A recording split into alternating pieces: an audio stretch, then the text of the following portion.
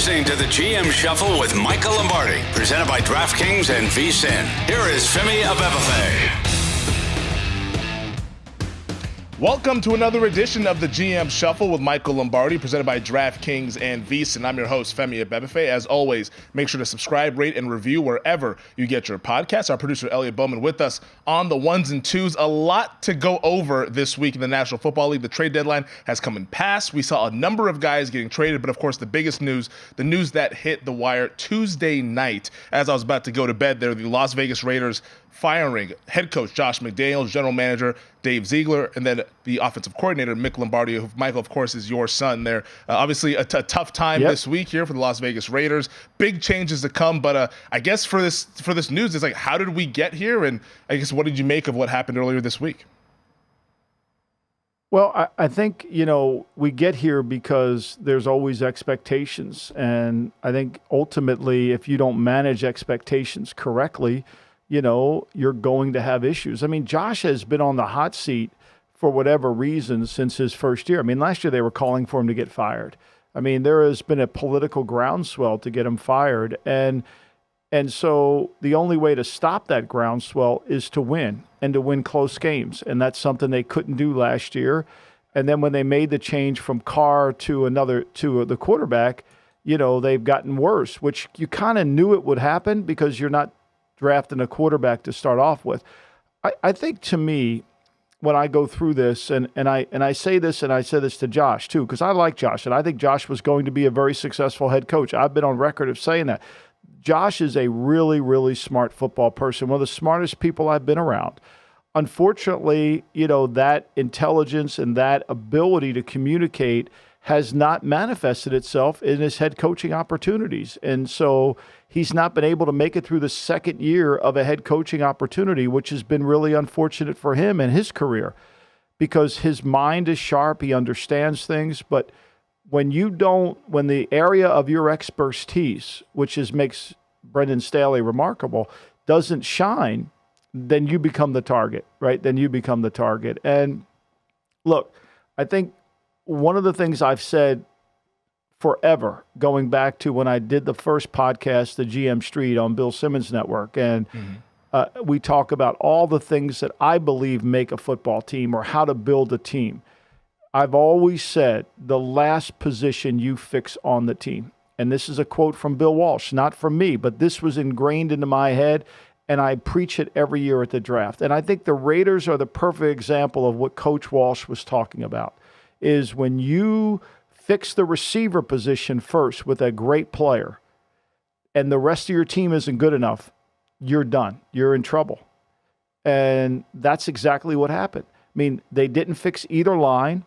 They haven't fixed either offensive or defensive line.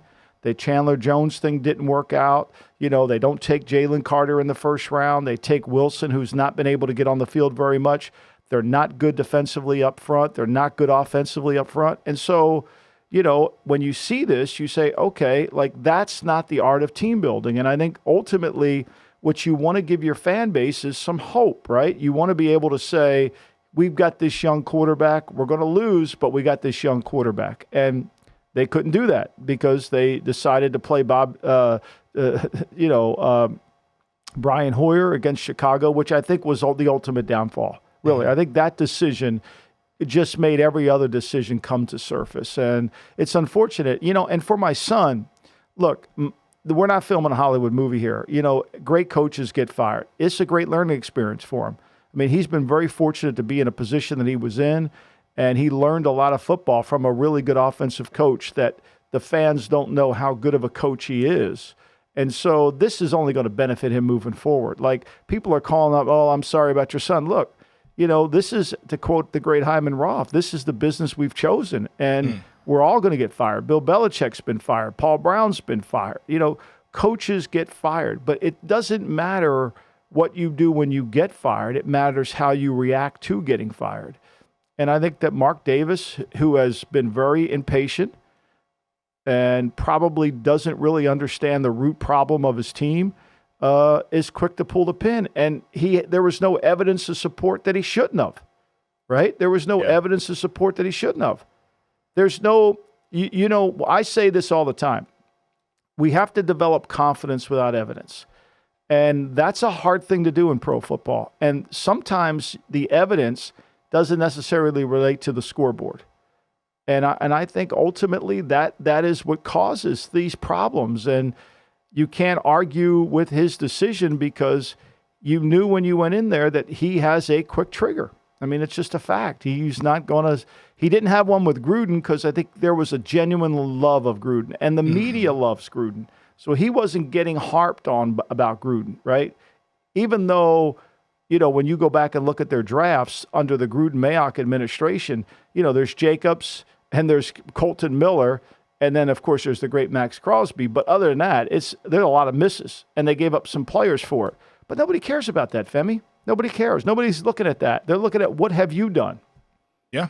A lot to take away from what you said there. I think, honestly, from like a life lesson standpoint, the note that you brought up about how it's how you respond after you get fired, I think that's a great lesson for all people in all walks of life, whatever you're doing there. I think that's because eventually we're all like I've been laid off from a job before. Like, it's just like it happens to everybody. Obviously, this is not the NFL where I got laid off, but like it happens to everyone. So I think from a life lesson standpoint, that's a really good lesson there. But I'm glad that you hit on the Davante Adams trade, though, because that's the one that I kind of circled as to where like sort of the wheels sort of fell off here. And it kind of signifies what the misevaluation was, not just from the Raiders front office, whether it was Dave Ziegler and Josh McDaniels, the first thing that they do when they get there, but also from the fans' expectations, from Mark Davis's expectations of making the playoffs in 2021. In my opinion, there's a difference between making the playoffs and being a playoff team. I think that misevaluation is what kind of led to that Adams trade and ultimately led to sort of where we've gone here, where they get the wide receiver, but they don't really have the foundation to where the wide receiver can then be successful. Yeah, I mean, look, they've had 2 seasons in the last 21 where they've made the playoffs. They were both wild cards, and they lost both games. They've had 2 seasons in the last 21 years where they have been ahead of the point differential. The one year they went 8-8, they were ahead point differential. And then the year they went to the wild card with Jack Del Rio, they were ahead of point differential. Other than that, they've been behind. I mean, the year they went to the playoffs, they were minus 33 in point differential. Like John Gruden's first year, they were minus 177 in point differential. Like, this is not a talented team. And in fairness to everybody who's come in, they have not done a good job, including the Ziegler-McDaniels administration, have not done a good job of adding players to the team. I'm not blaming anybody, but you got to be objective here. You got to look at this and say, okay, this is not a talented team. They're very slow on defense. They have no coverage guys in the back end. Like, where are their blue chip players, And I thought they did a hell of a job keeping that game as tight as they did against Detroit. But when your quarterback can't complete a high school pass, this rhetoric about, oh, my God, they're not getting the ball to Davante Adams. Well, stop with the bullshit, please. Yeah. He's open twice down the field, and they're high school throws, and you don't make them. And Jimmy looks like he's worried about getting hit, right? It's true. So, to me, look, if I ever have another meeting with an owner, this is what I would tell him, okay? Look, I don't really give a shit what anybody in your analytic department thinks. I don't give a shit about anything other than these 3 things. We're going to do everything in our power to get a quarterback. That's one. And we're going to spend all our resources on offensive and defensive linemen. And then we're going to fill in everything else. Okay? That's it. So let's get that straight. So when everybody's telling us to draft a receiver or trade for Davante or do this, like, we're going back to this formula. This works. It works under time immemorial. It's not failed. And the more you want to stray from it, God bless you. Now, you need corners? Seriously? You need corners? Okay, great. Yeah, we need some, but we need rushers. We need to affect the quarterback, and we need to protect the quarterback, and we need a quarterback. Other than that, I don't really care about anything else. We'll find every other position. We will find it. And I think, to me, this is a lesson. One of the things you learn in life is, for my son and my other sons, Matthew's still there. And so you learn what to do and you learn what not to do, right? Mm-hmm. And as you go through this journey of coaching and scouting and all that, you can make notes. Like, one of the great things that I always said during my career was there was jobs you can make a difference in and jobs you can grow from. And when you're in a job you can grow from, you got to take really good notes. And you got to look at what's going on. And I'm not saying be disloyal, but you got to say, okay, I wouldn't do that. Like, that's something I wouldn't want to repeat. Because when Belichick came to Cleveland, he came with his own beliefs based on his past experiences. And so when he handed me that sheet of paper of what he wanted, that wasn't he got from somebody else. That was lived. That was earned through time. And Mick, my son, and Matthew, they're going to learn all that. And they should be thankful that they've had this incredible opportunity by Josh, which I'm very thankful for.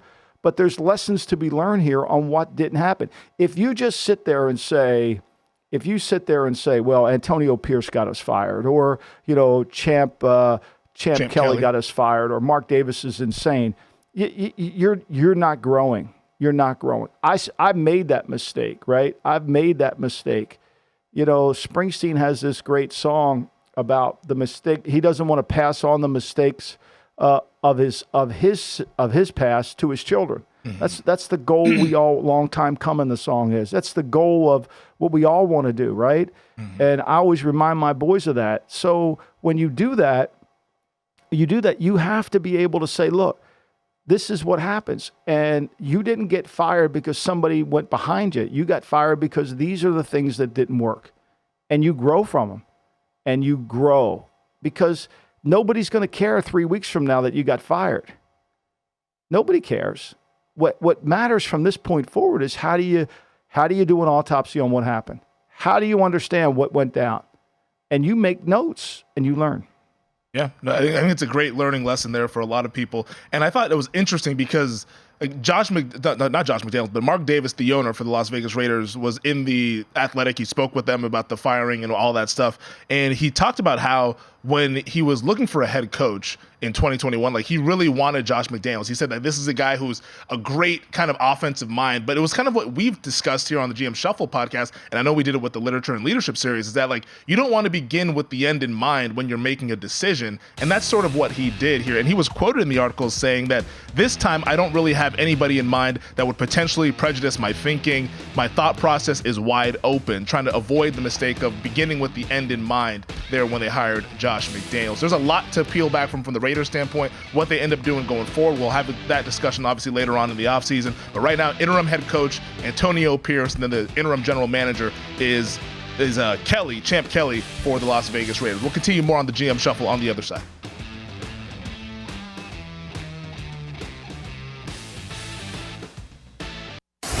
You're listening to the GM Shuffle with Michael Lombardi, presented by DraftKings and VSiN. Here is Femi Abebefe. Well, whenever Mark Davis decides to hire a new head coach and new general manager, Michael, it will be his 6th full-time head coach since 2011 and his 4th full-time general manager since that time span as well. There's been a lot of, obviously, the Raiders organization, a proud organization, commitment to excellence, Al Davis, everything that we knew growing up.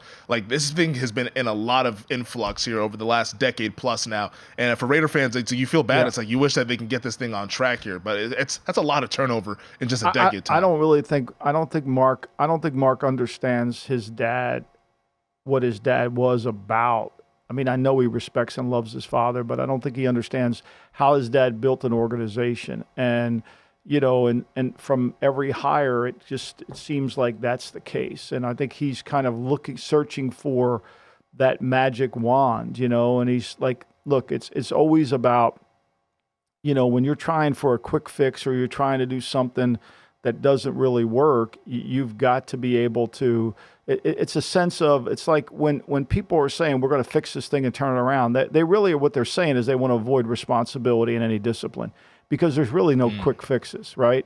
So if you're Antonio Pierce and you're in this situation that you're in survival mode, right? And what do you do when you're in survival mode? You have to maintain your composure, you've got to be patient, and you've got to be able to use common sense.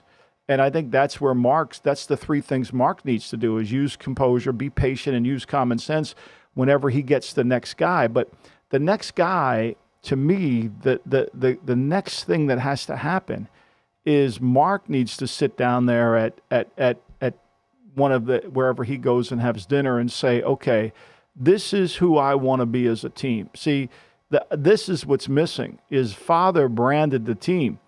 We are going to have size and speed. We are going to be physical. We're going to have this, right? And so when you hiring Gruden, who never adhered to that principle, when you hire Del Rio, who didn't even know it, when you hire people that don't understand it, and then the GM doesn't understand it, then it becomes you're not getting an identity.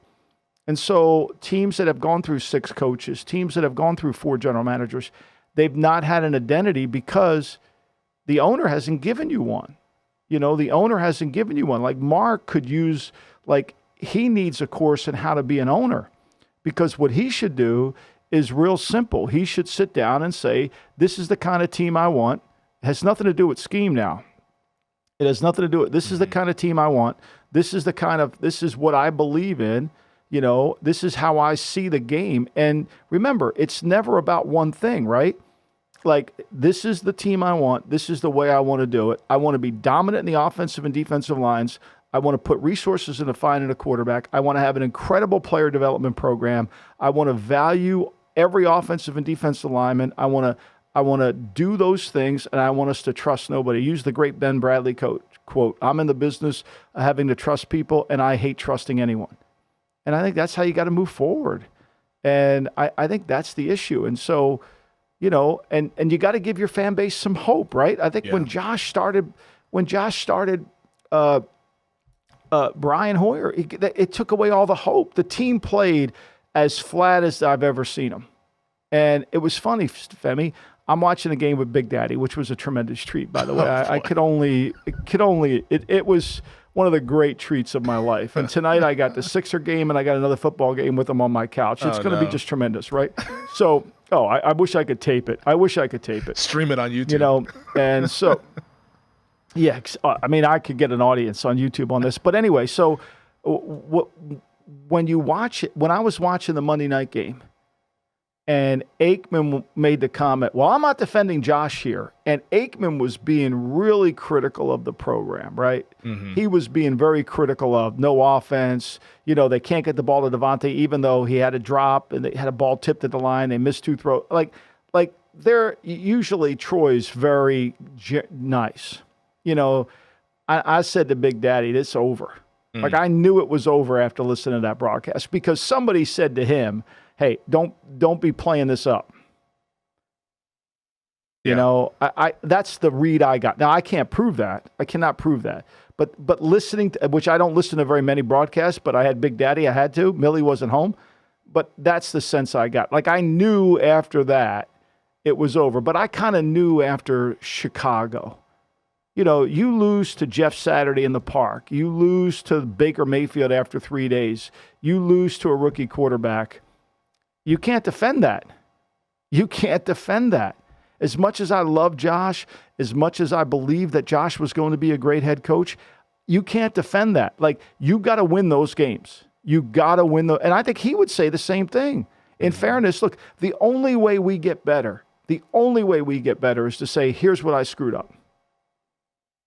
Yeah, it goes back even like early last season. I remember the Cardinal game with Kyler Murray running around all over the field, the 2-point conversion, all that stuff. Like that's a 20-point lead at halftime that you end up blowing there. Like it's simply, and Mark Davis said it, he said we didn't see the progress and we weren't confident that these guys, Dave Ziegler and Josh McDaniels, could give us that progress going forward there. And it's funny that, not really funny, but it's just interesting that Monday night was the last game they did it, because on the Detroit Lions side of things, you talk about confidence without seeing the results. Look at Dan Campbell's first, 20 games or so with the Detroit Lions where they're losing constantly, but he was building that confidence. No, he really wasn't building confidence. That they were so desperate, they were used to losing. There was no expectation. This Raider fan base is delusional. They actually think they go to the SuperWl every year. They're delusional. They should be used to losing as well. They're 21 years. They've had 2 winning seasons. They actually think they're great, and they went to the playoffs and, they had a minus 33 and it was the strike. Remember, that year was the COVID year, right? Mm-hmm. So like, look, you can, and look, Josh came in with serious doubt from the Denver experience. Yep.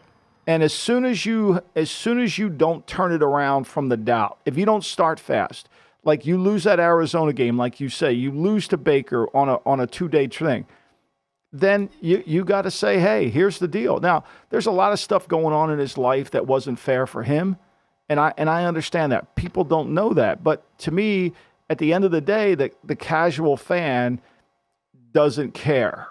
And there were doubts coming in, and then there's more doubts in, it creates a problem. And when the owner who's out in public, right, and he's getting ripped by fans verbally about the coach, there's only so much of that he's going to take. Like, they're going to stand with you for a while, but at some point they own the team. Yeah. It's a bottom line business. And then on the quarterback side of things, with Jimmy Garoppolo, they've now replaced him. It's going to be Aiden O'Connell as the starting QB, the rookie out of Purdue going forward here. And with the Raiders, it's like you signed Garoppolo. Obviously, he was banged up. There was the whole controversy over the offseason about the physical, the failed physical, and all that stuff. Eventually gets healthy enough in time for training camp, is the starter, but it hasn't looked good. And you said that he doesn't look comfortable in the pocket, and he's afraid to get hit. I don't know what's going on. I've never been the biggest Jimmy fan, but I had never seen him air-mailing passes like he did Monday night. 2 touchdowns to Devontae Adams. I don't know what, is it just is this a mental thing? What's going on there now that he's now going to the bench there with a lot of money expected as well his way? Well, I mean, I don't think it's about the money. I just don't think he's playing well. I mean, I think to me what's happened is Jimmy played a little bit for Josh in that system, and then he went away for another system. And I don't think that the system really kind of enhanced what he did. Look, the bigger issue really at the end of the day is in the summer, you when you saw your quarterback situation, you guys say, okay, we got to figure out how to run the football. We got to run the ball. And we got to put everything we possibly can into understanding how to run the ball, and they couldn't do that. I mean, last week against Detroit, they actually could run the ball. They just didn't run it enough. Mm-hmm. So, I think to me, when they did not add anybody to the offensive line. That Colton Miller's still their best tackle, Illuminor, all these guys they have in the line, they're just not good enough. And so you're never going to beat Kansas City with that line. You're never going to beat a good team. And so the priorities are just not there. You give up a first-round pick for a receiver, you can't get him the ball. You can't, even when they had Carr, they couldn't get him the ball. So you got this disgruntled player in your room. It goes back to, why do you think Walsh didn't want to take the receiver until the team was ready? Because he knows receivers' mentality, I want the ball, I want the ball, I want the ball. And if I can't get you the ball, you create a problem. You create dissension in the locker room because you're not getting the ball. And I get that. That's not the player's fault. That's the people who put the player in the locker room. That's team building. That's the art of team building. And I think that's the bigger issue. Aiden O'Connell, when he showed you what he showed you this summer, there should have been a conversation by Ziegler and McDaniels say, hey, maybe we should just play this young kid. Maybe we should just go with this young kid. And that'll give our fans hope. But when you put Hoyer in the game, you basically said no. And look, the reasons are we're going to play the vet. He's not going to turn over. We're going against a rookie. Well, if you win, okay. If you don't win, it's over. Yeah. There's too much of a margin for error here. Yeah, and it was in the article of Vic Tafur, I believe, his column of The Athletic, said that McDaniels had kind of made a deadline for himself as the trade deadline to evaluate whether to keep Josh McDaniels and Dave Ziegler there. And last point here from a statistics standpoint here from this is for the Raiders. Each game this season scored 21 points or fewer, rushed for fewer than 100 yards, and had at least 1 turnover in each of their games. So that's just the numbers speak for themselves. There is why they're moving on here. And it was a year and a half with the Raiders where I'm sure the fan base obviously fired up about this and not happy with the results. And the results are what they are. And there was no progress, so we move on. And we move on to Antonio Pierce, and we have Kelly now as the general manager of the Las Vegas Raiders, the interim GM there. This week, now they play the New York Giants. Tough game, obviously, with an interim head coach, but they are favorites, by the way, in the betting market this week against the New York Giants. Tells you about the Giants. I mean, tells you how can they be favored with Aiden O'Connell and a defense that can't really stop anybody? I mean, give them credit, though. The defense played hard. They played their asses off. I thought they played their asses off Monday. If they complete, as bad as they are, if they complete the 2 passes, they're going to have 270 yards passing. I mean, let's face it. At the end of the day, you don't get you inherit a quarterback that everybody in the building was saying we got to get better than him. And okay, you agree. You didn't blow him out your first year. You didn't take that.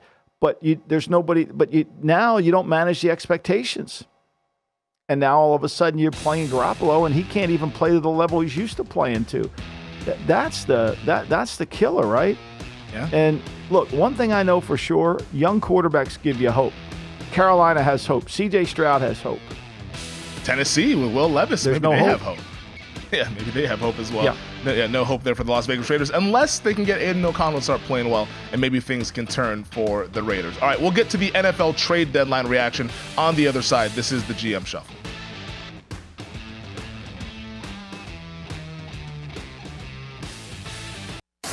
You're listening to the GM Shuffle with Michael Lombardi, presented by DraftKings and VSiN. Here is Femi Abebefe.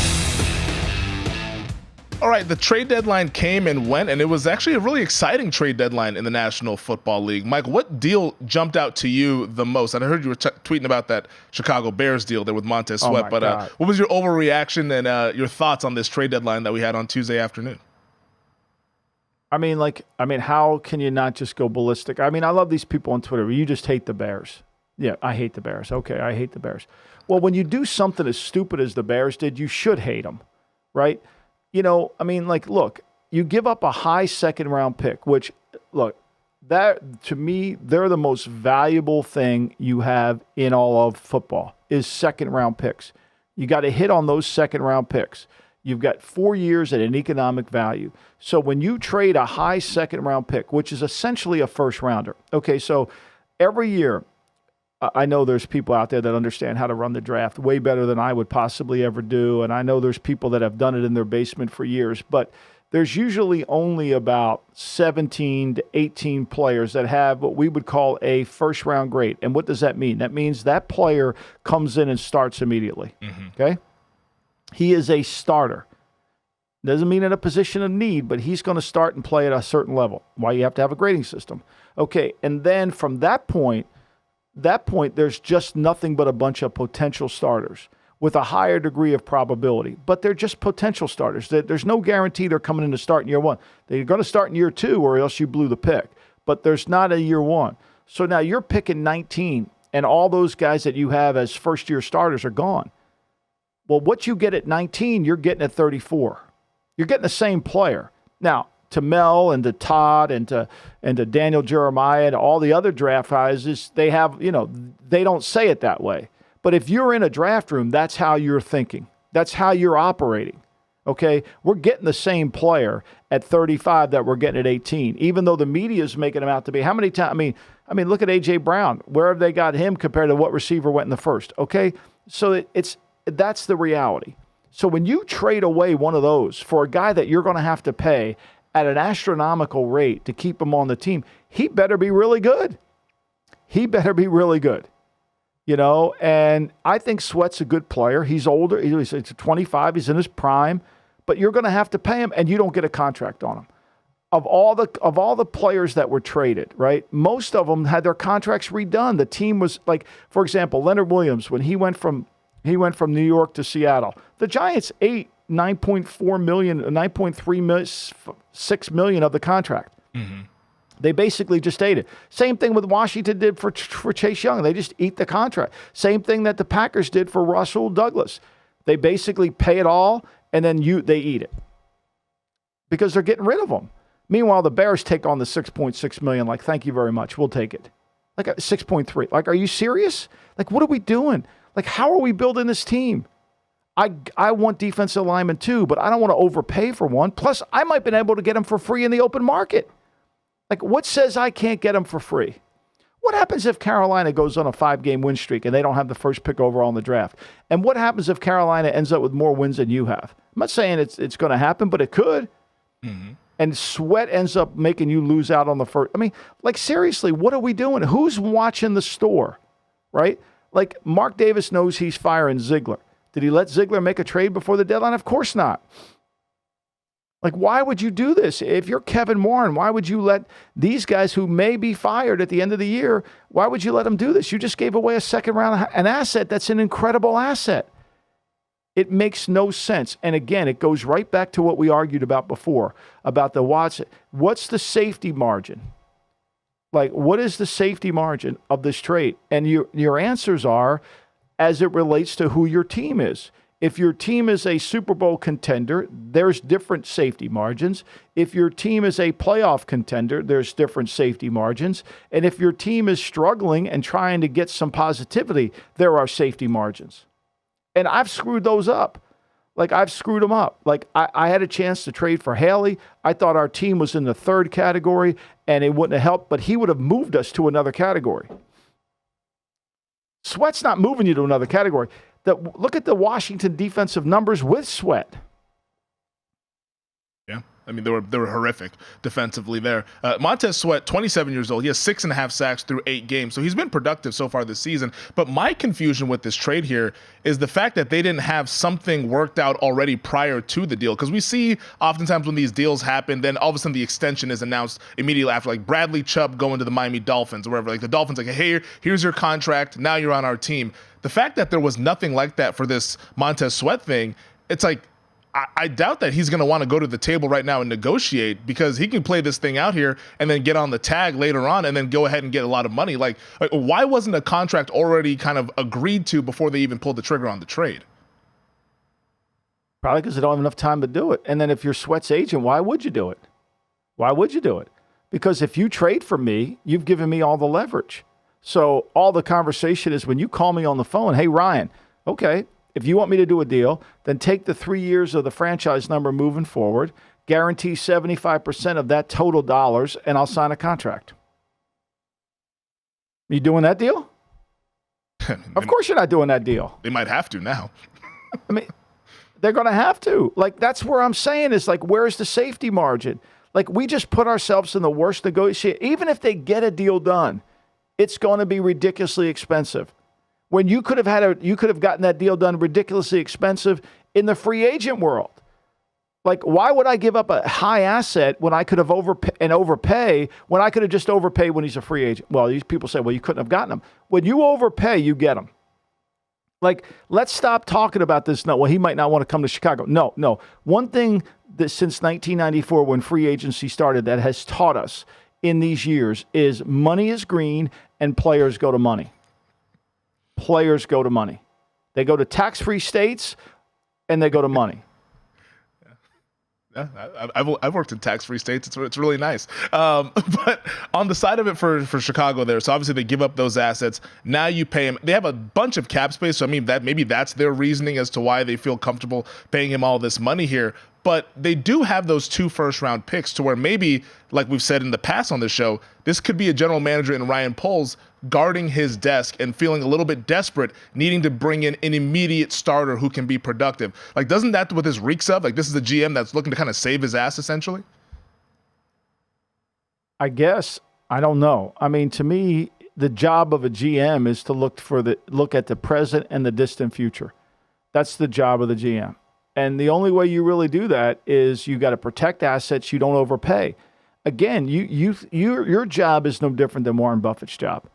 Warren Buffett reads newspapers all day long. He reads financials. He does all that. Your job is to watch tape and evaluate and assess value. That's your job as a general manager. Your job is to assess value every single day. What is the value of the player? And can I get this player at a cheaper value? It's called player development, right? If I can get a player if I can trade my 40th player to a team for an asset and I have my 56th player replace them and I don't lose anything, now I'm talking about running an organization. But that's how you have to build your organization. You have to have player development that allows you to enhance it. But you traded a second-round pick last year for a wide receiver. Like, what is your objective team building? Your offensive line is a disaster. You're going to need a quarterback. Yeah, the Chicago Bears. This was motivated by the coach. I mean, Eberflus is telling Poles, look, I can't run my defense unless I have a right end. I got to have a right end for my defense, and this kid gives me a left end or a right end. I know we played left end over at Washington. This could give me a left end. I need an end to really do it. Okay. Well, the Commanders also dealt Chase Young. This one to the 49ers here, and this was for a third-round draft pick. Chase Young entering his free agent season. He's been productive so far this season. What do you make of this Chase Young deal? Does this now elevate the Niners to where they once were defensively? Well, I think, look, Chase Young to me is a little bit of and I've said this to you before, he's a little bit of a media darling in the sense that, he's valued at much higher by the media than he is by the teams that watch tape, right?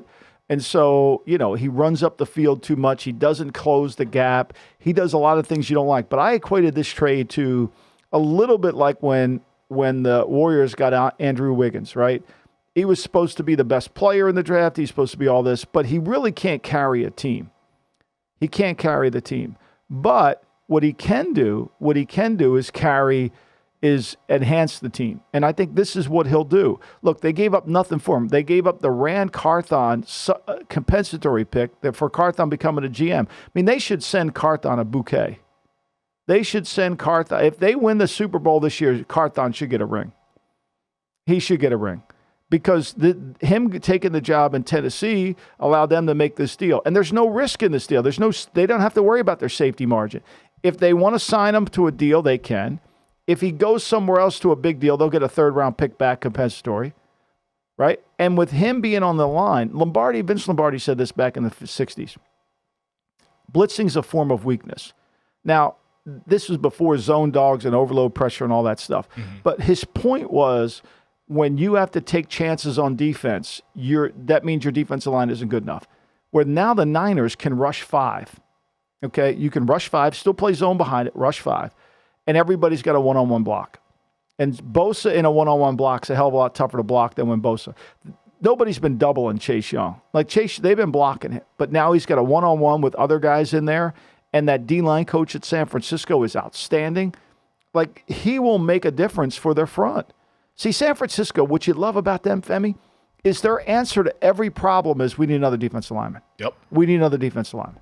Now, their answer, they don't fix the line because Kyle has been able to master his career without really having a great line. But, the reason he's 0 for 39 going into the fourth quarter down by 7 is because that line sucks. That's the fact, right? His lines are never as good as the media make him out to be.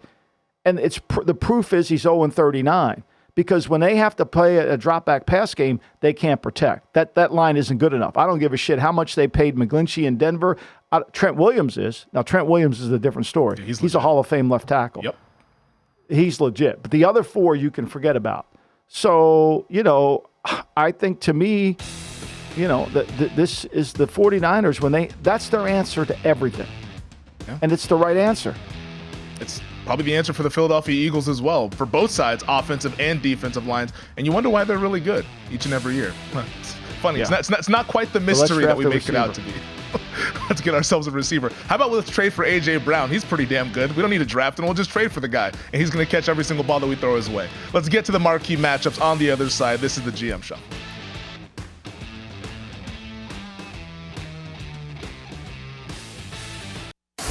You're listening to the GM Shuffle with Michael Lombardi, presented by DraftKings and VSiN. Here is Femi Abebefe.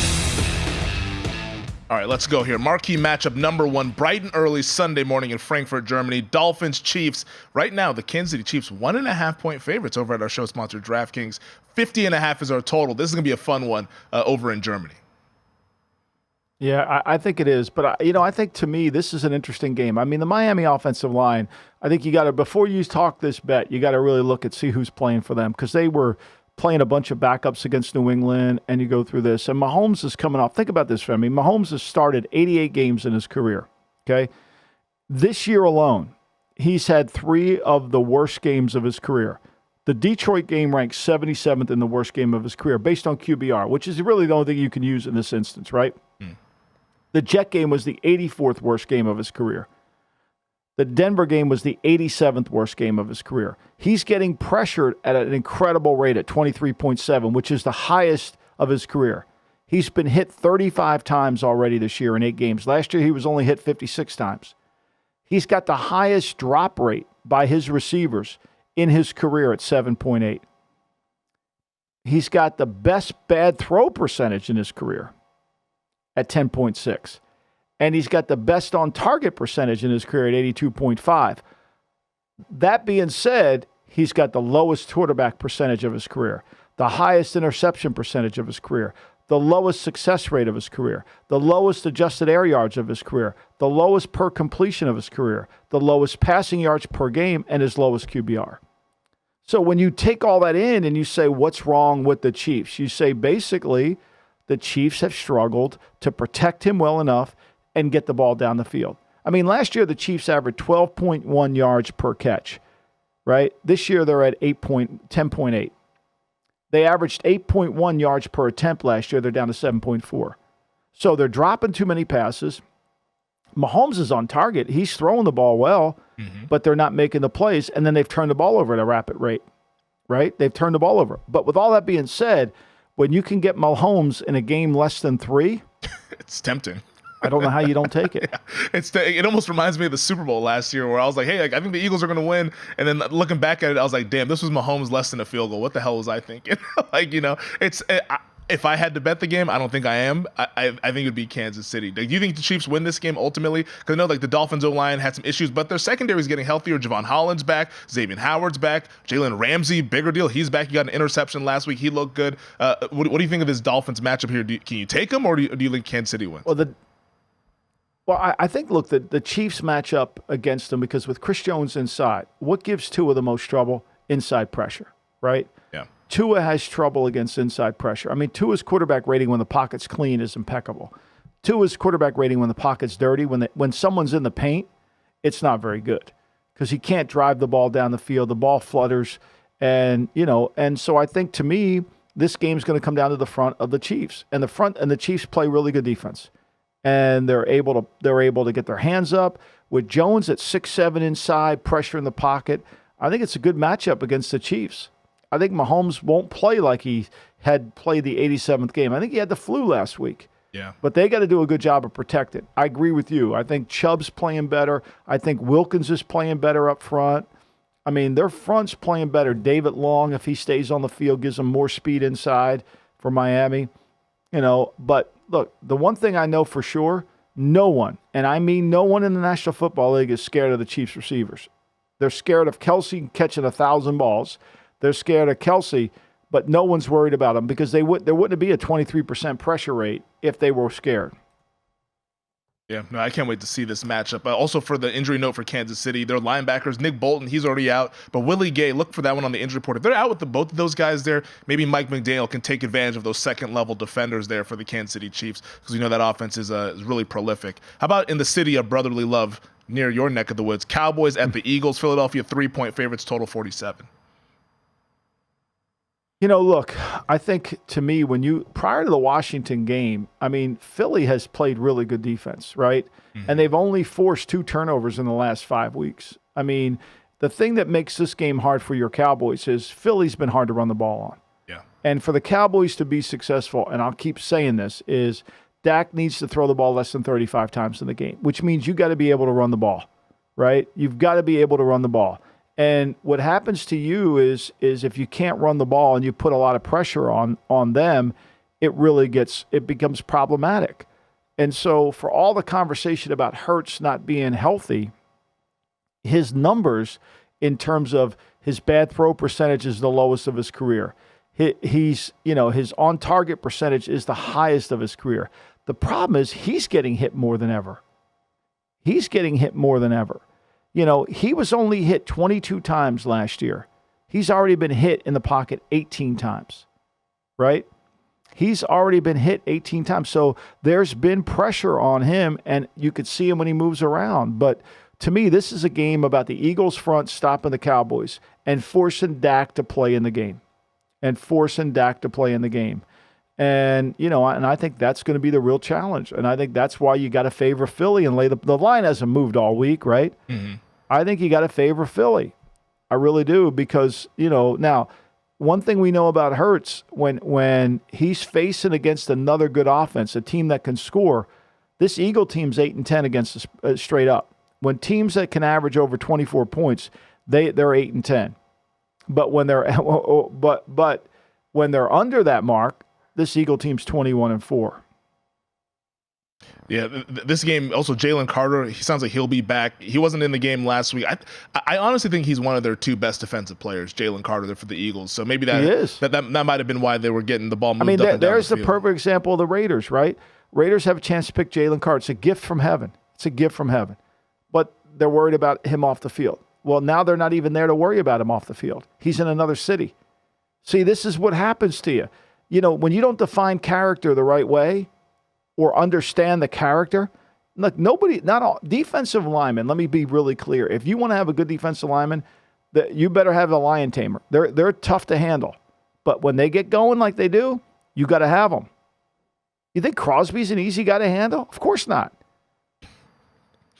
Yeah, he plays with an edge, that's for sure. I say that in a very positive way.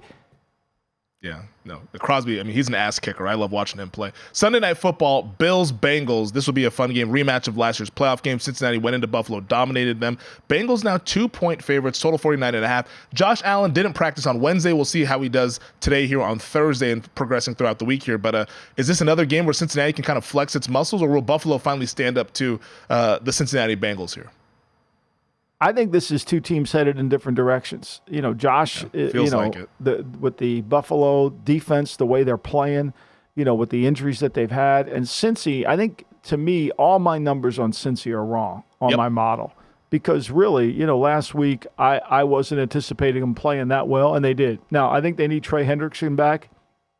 He's got the ankle injury. Whether he can come back and play. Zach Taylor says he's good to go in the game. We'll see. But I think, to me, the way Burrow played against the 49ers, I don't see how he's going to carve up the – I mean, I know they got Rasul Douglas, but trust me, there are other places to find on that Bills secondary.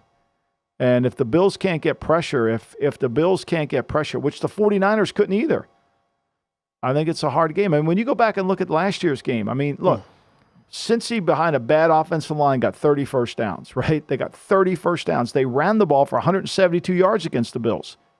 Nobody remembers that. 172 yards they ran for in that game, and they converted they only were in third down 10 times. They converted 6 of them. They held the ball for 34 minutes. 33-54 they held the ball. So, that was an ass kicking. Yeah. So that tells me they know how to play them. I mean, Allen had to throw the ball 42 times in the game, and he was sacked 3 times. Yeah, they absolutely crushed him. I'm sorry. I think he was sacked once for 3 yards. Yeah, that's right. Yeah. But yeah, they crushed him in that playoff game. And I like that you said that, your Cincinnati numbers are wrong. And I think that's where I'm at as well. We pretty much have to just throw out the pre-bye week data with the Cincinnati Bengals, because of the injury to Joe Burrow and all the stuff that they had going on. You just have to treat this as a new team. And their one data point, they kicked the Niners' ass. So I think that, you kind of have to, recalibrate how you think about the Cincinnati Bengals. Let's get a couple more in here, though. Seahawks, Ravens. Ravens 6-point favorites, total 44. Wow. Yeah, this is interesting. I mean, this line just keeps going up and up and up. Now, we know Lamar is great against the NFC, right? Yep. I think he's 16-1 against them, but he doesn't cover. I mean, he doesn't typically cover against this. But, this is a game really that's going to be about the first quarter. It's going to be all about the first quarter because the Ravens have a 16-13 lead in the first quarter, 62-13 lead in the first quarter. They're incredible. And they play from in front. And this Seattle defense now, just so we know, they've played well, but they have played a full game more than their offense.